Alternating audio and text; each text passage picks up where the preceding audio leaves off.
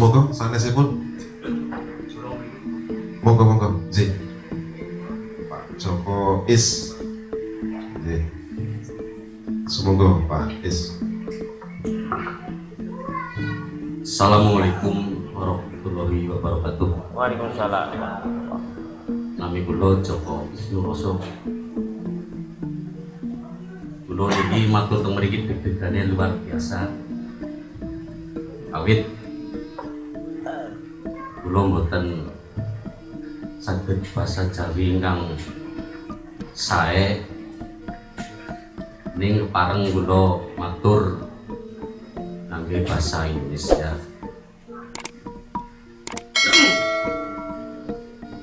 Ada yang ingin saya sampaikan.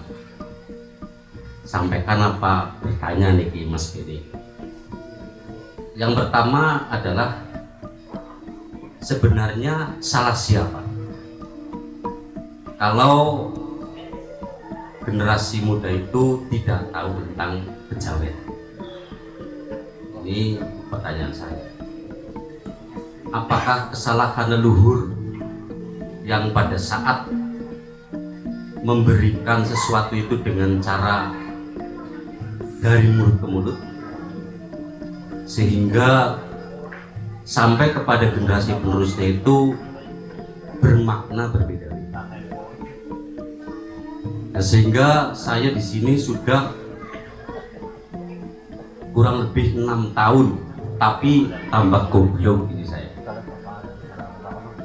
Dan saya berusaha untuk sabar dan pada akhirnya insya Allah nanti akan ketemu juga. Nah di sini apakah bisa seandainya ajaran itu dibakukan dalam bentuk tulisan sehingga nanti kami dalam penyebarannya itu kepada siapapun akan lebih mudah, sehingga tidak akan terjadi kesalahpahaman antar orang Jawa yang beragama satu dengan agama lainnya.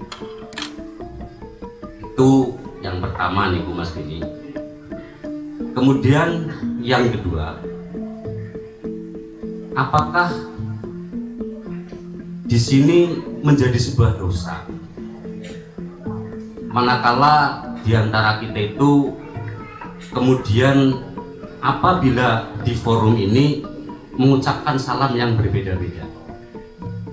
Maka saya tadi karena saya Islam dan saya itu orang Jawa, maka nun sewu saya tadi mengucapkan salam dengan agama saya dan saya kira artinya juga sama. Semoga di antara kita diberi keselamatan oleh Allah Subhanahu wa Ta'ala. Amin. Saya kira demikian Mas Beni, nanti kalau ada kekurangan kami juga akan bertanya. Wassalamualaikum warahmatullahi wabarakatuh. Terima kasih Pak Joko Is untuk pertanyaan yang sangat bagus sekali, yang mungkin menarik sekali untuk diulas. Monggo kepada Kang Mas Beni untuk bisa memberikan ulasan.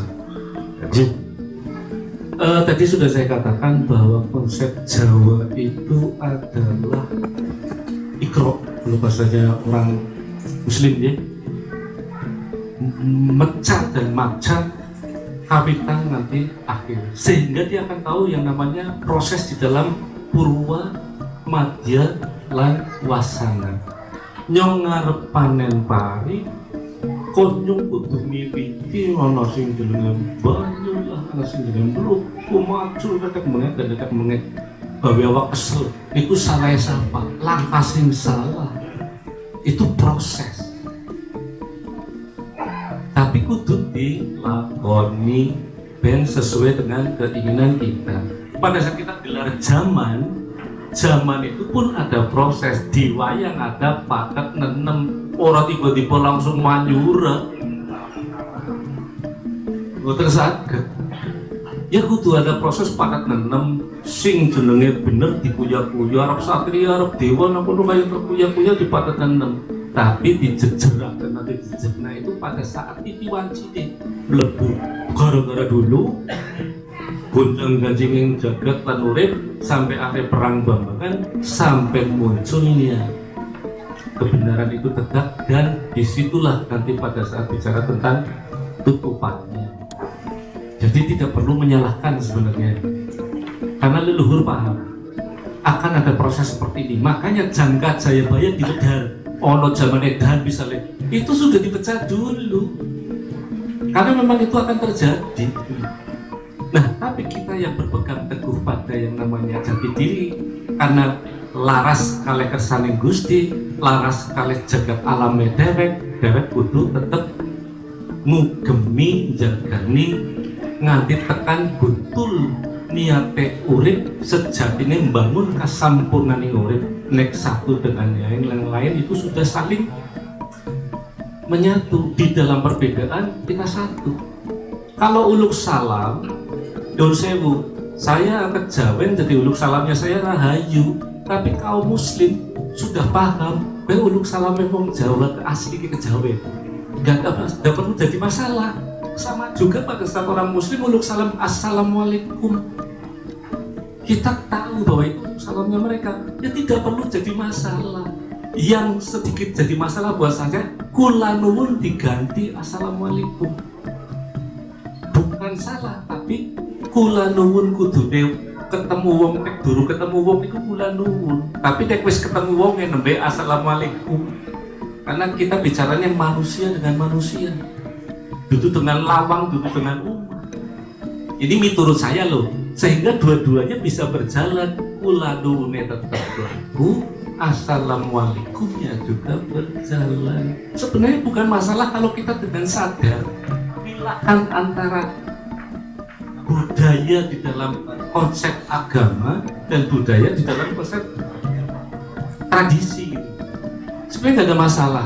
Makanya tadi saya katakan kalau kita bicara tradisi jangan disangkut pautkan dengan agama, tapi sangkut pautkan dengan kasunyatan atau ilmu kasunyatan yang urip alam Jawa. Kita lihat di alam yang lain lah. Alam yang lain, orang Korea ya uluk salame bahasane sampai itu ya Korea, Jepang ya Jepang, Belanda ya Belanda, Arab ya Arab, dan tidak perlu meributkan permasalahan dengan tata cara tradisi sebenarnya. Tapi kalau jenengan beriman dengan keyakinannya, kok di dalam syariatnya tidak sesuai dengan umum kerso itu aturannya harus dikaji lagi gitu. Itu keterkaitannya pada saat dengan keyakinan, tapi pada saat bicara dengan yang namanya tradisi itu beda cerita. Nuwun sewu lah, kulo sering membangun konsep wah ya janjane aja diilangna bahasa, karena bahasa itu nopo budaya. Contohnya gini, zaman dulu saya kecil saya tahunya kalau orang itu mau bela sungkawa di tempat kepaten badhe teng pundi pun sewu badhe layak.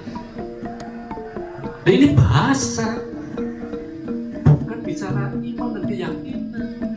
Tapi zaman sekarang jadi berubah, nuwun sewu nggih. Itu jadi taksiah. Ya nggak apa-apa, tetapi nuwun sewu itu semua ada patrapnya. Kalau ada orang ngomong layak jadi ya lah masalah. Wong itu akhirnya sudah terbiasa dengan konsep taksiah, ya nggak ada masalah. Cuman pada saat kita lagi membangun konsep tradisi, ya syukur bagian orang hilang lah bahasa-bahasanya kita gitu loh. Yang sesungguhnya itu bahasa dalam konteks budaya, menurut saya. Ini yang harus kita milah. Seringkali kita tidak bisa milah kaitannya kok budaya tuh kaitan dengan agama. Muncullah benturan dan gesekan yang tidak tepat. Ini menurut saya. Salah luputipun kula nyuwun pangapunten. Makaten gambarane. Jadi kalau kita bicara siapa sih salah? Orang yang salah karena ini adalah proses kehidupan dan zaman. Untuk kaitannya dengan tadi sing salah siapa jadi wong tuane leluhur apa priwe ngene. Kalau kemudian kita ingin mengembalikan jati diri, kemudian kita bikin tulisan yang dimaknai supaya orang paham bahwa makna itu sesungguhnya tidak nyimpang. Bahasa wong Jawa orang niwa gak ada masalah. Contohnya kembang telon, ana mawar melati kenongo. Orang mudeng, apa itu kembang? Ya karena nang Jawa kayak kembang. Kembangnya orang asal kembang. Kenapa mawar melati kenongo? Urip sejatinya mawar nuwah ini melakukan tiang-tiang kenceng ngono. Selamat siram. Itu artinya lambang. Dan itu bukan asal-asalan. Loh, mau kembang kebojo boy kalau kembang nggak bisa. Kembang telonnya itu. Nah, tapi sekarang madan menggok lagi ngawone kantil. Kalau cerita kantil beda lagi di dalam sastra Jendra.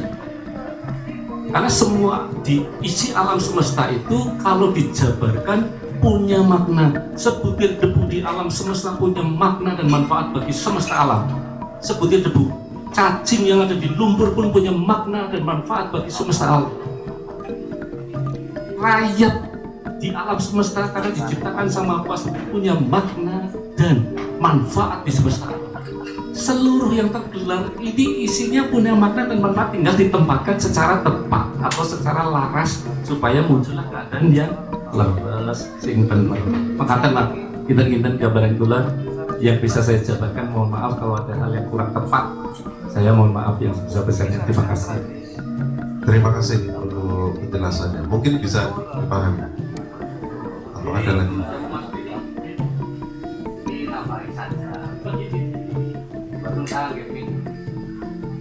Jadi menurut saya ini kan berarti perlu adanya sosialisasi yang tajam dan mendalam. Dan ini apakah tidak lebih baik seandainya malam ini kumpul di Kopi Alas, kemudian suatu saat misalkan saya ada acara misalnya, itu apakah Mas Beni ke Sorawuh ke sana gitu, ke desa saya untuk menyampaikan hal yang semacam itu tadi. Kenapa? Karena yang saya dapati di desa saya itu ini benar-benar kejawen yang menurut saya sudah beda dengan apa yang saya peroleh di sini selama 6 tahun. Jadi mereka justru menyamakan antara agama dengan kejawen begitu waktu itu. Jadi ini saya bermohon sekali, suatu hari mungkin saya undang ke sana untuk menyampaikan kepada sahabat-sahabat saya di Cihunje di Kecamatan Gumelar agar nanti di sana akan lebih paham tentang kejawen dan agama. Terima kasih, matur nuwun. Monggo. Terima kasih. Monggo tadi disampaikan Pak Is, apakah Mas Beni ini berkenan kalau diundang ke Gumelar seperti itu? Siap ya? Jadi kalau jenengan punya acara, saya diundang, namanya diundang ya. Pada saat saya waktunya memang tidak pas lagi di luar kota atau tidak berhalangan, saya selalu siap. Apalagi pada saat kita selalu bicara tentang konsep jati diri, Nun Sewu, dimanapun saya siap, karena perjalanan saya seperti ini sesungguhnya sudah dimulai tahun 2000-an dalam kerangka berjalan, dan itu di Indonesia, bukan di wilayah Banyumas, tapi di Indonesia. Saya sudah masuk di pedalaman-pedalaman juga, termasuk di Dayak, mau di Kalimantan, mau di Bali, mau di mana-mana. Sudah saya lakukan. Jadi dalam rangka membangun satu konsep yang namanya bangsa, budaya, budaya kebangsaan. Karena akarnya kebangsaan tidak lain adalah budaya. Orang yang memahami budaya, maka jiwa bangsanya pasti akan kuat.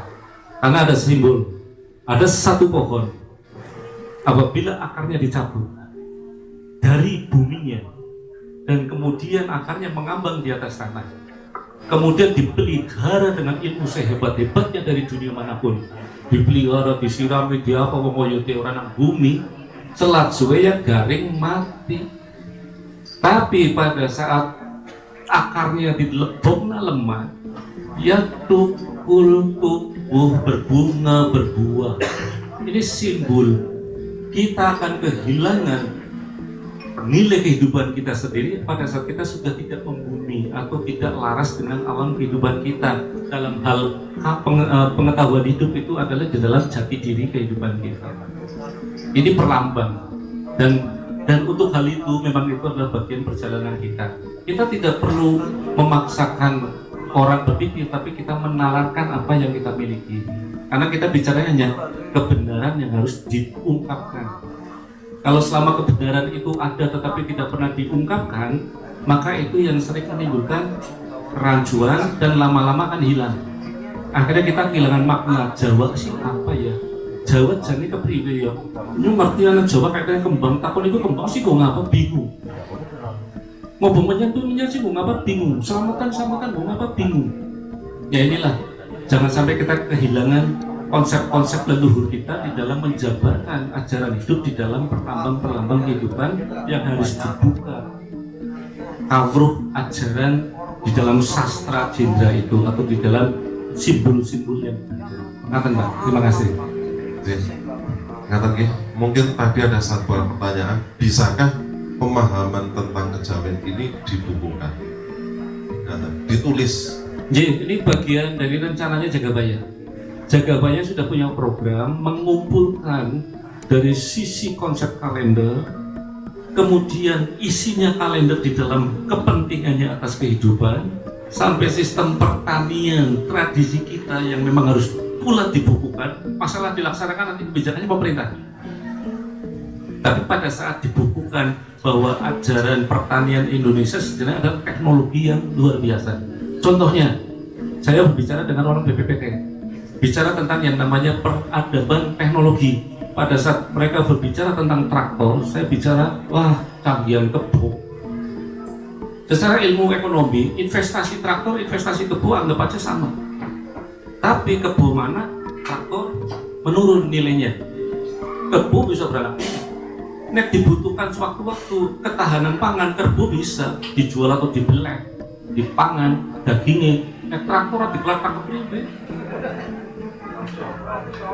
Itu simbol konsep. Dan pada saat kemudian orang mau ke sawah, kebo buka kandangnya melakukan galur ya paling sawah melakukan dewek otomatis. Jajal traktor melakukan dewek karena paling sawah nggak bisa. Tapi kita tidak bisa pernah berpikir. Dan saya katakan traktor gaweane menungsa, kebo gaweane Gusti Allah. Lebih modern kebo.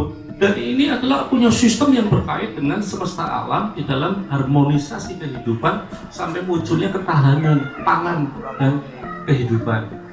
Nah, ini nuwun sewu, bukan bahasa teknologi dari luar seolah-olah nganggo traktor hebat gitu loh. Dulu wong kebo wis top lah. Nah, ini salah satu pemikiran, membuka pemikiran konsep tentang perlunya kita dengan konsep peradaban asli yang sudah dibangun begitu hebatnya kok hilang karena dengan zaman. Ini harus kita kuat hakikat-hakikat kebenarannya gitu. Makatan Pak Mas.